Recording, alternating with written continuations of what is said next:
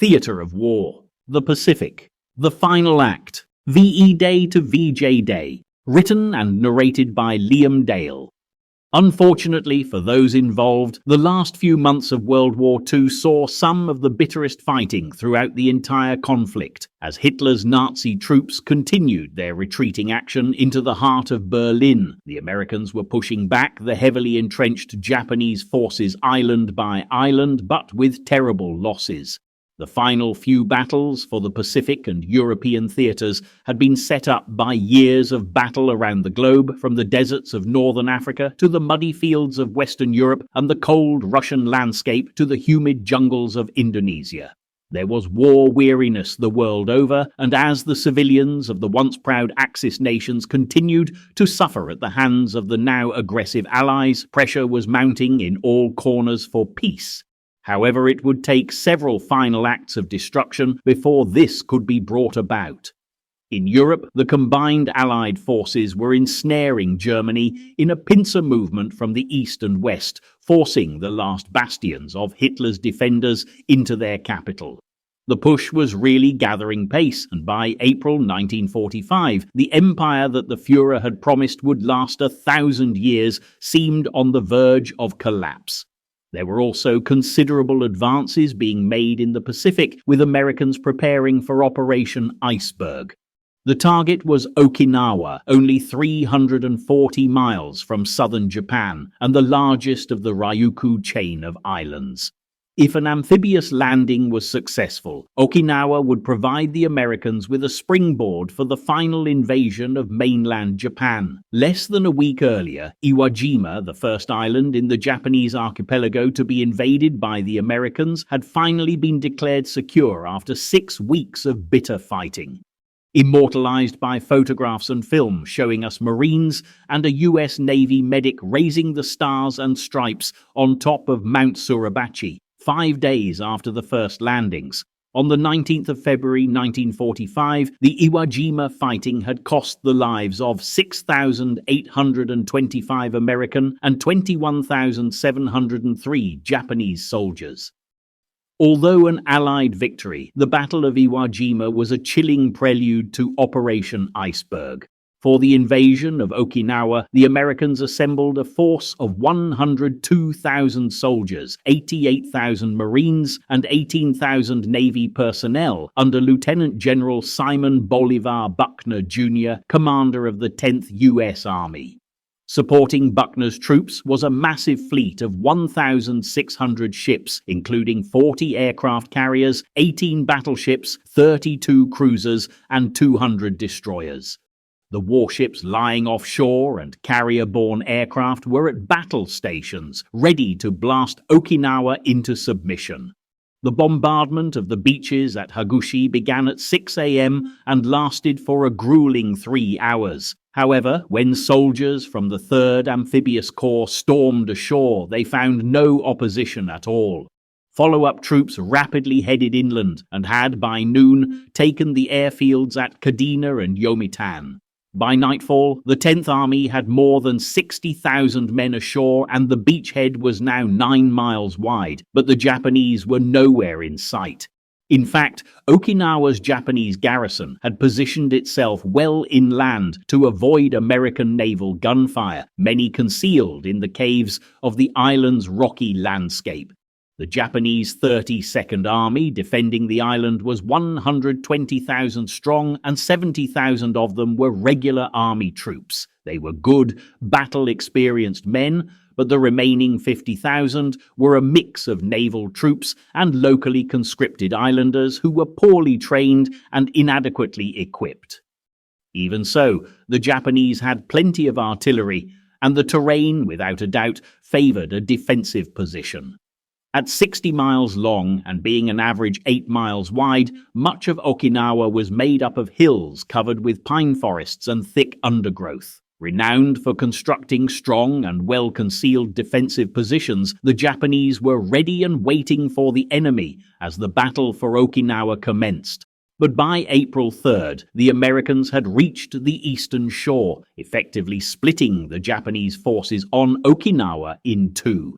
General Buckner quickly initiated Phase 2 of his plan, the objective of which was to take the northern half of the island. The 6th Marine Division advanced towards the Motobo Peninsula on the western side of the island, where they encountered Japanese troops defending a natural fortress of wooded ridges and ravines. But by the 18th of April, the Marines had cleared the Motobo Peninsula. Most of the northern half of Okinawa was now in American hands. In the meantime, the Allied invasion fleet off Okinawa had come under a ferocious assault from the air. The Japanese High Command had assembled more than 2,000 aircraft on airfields in southern Japan and Formosa, today known as Taiwan, to disrupt the invasion of Okinawa.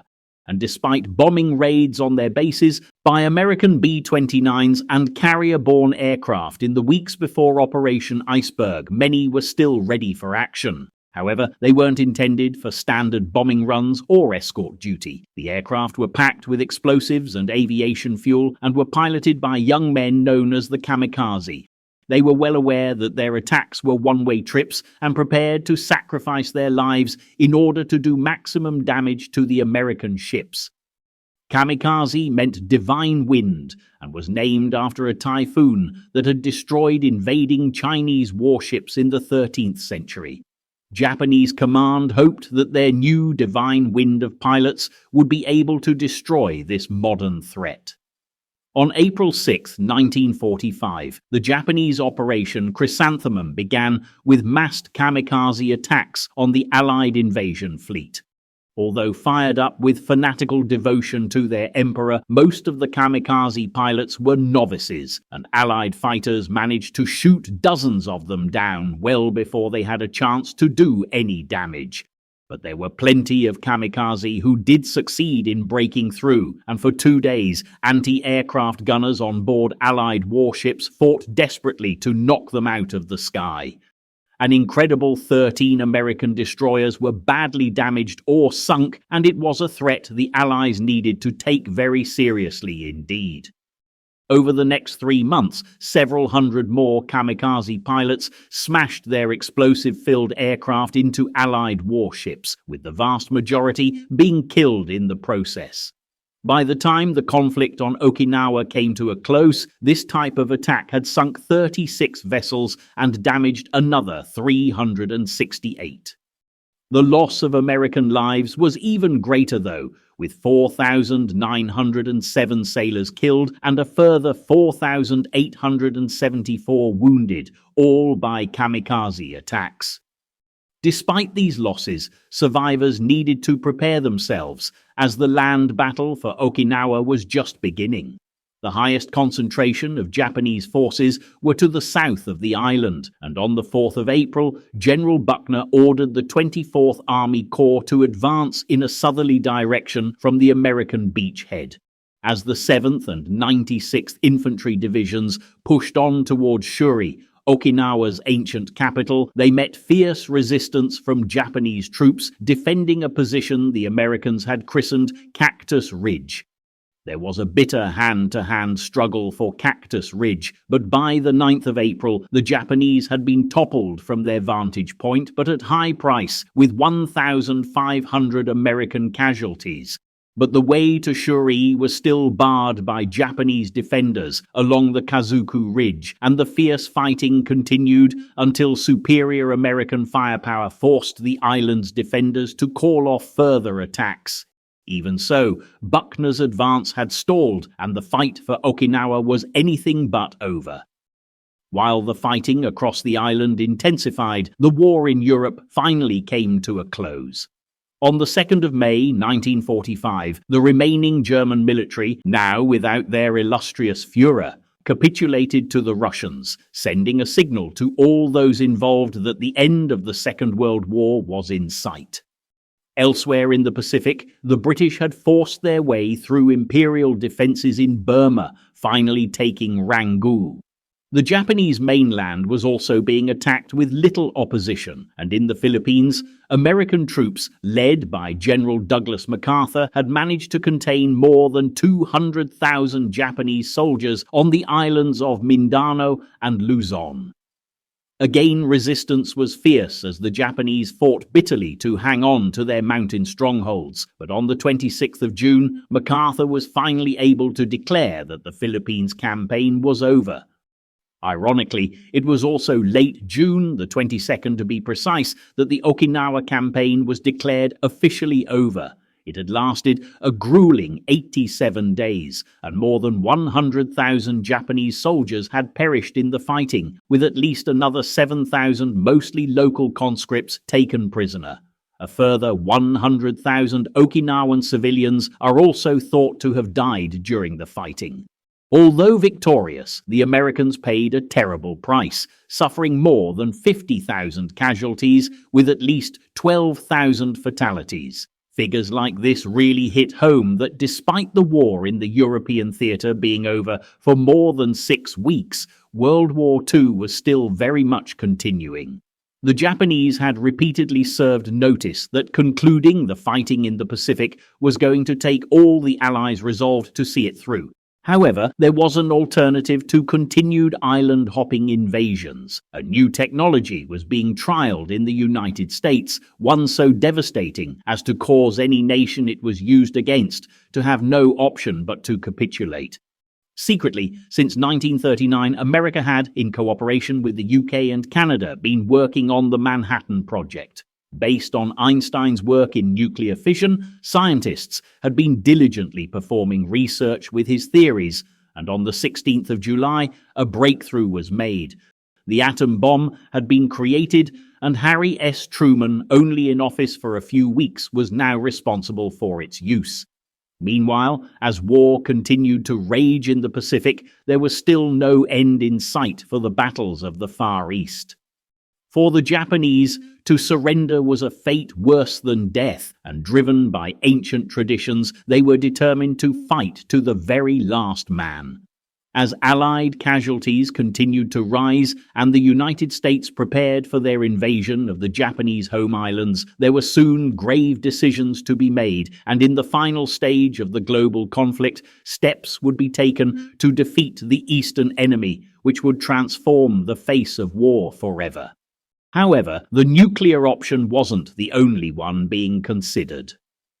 Throughout the spring of 1945, Allied troops had driven back the Japanese into the core of their home territory, making it possible for a full-scale invasion of mainland Japan. With this in mind, plans were put together for a massive operation known as Downfall. Japan was an archipelago made up of thousands of mountainous and volcanic islands, making the invasion a daunting prospect.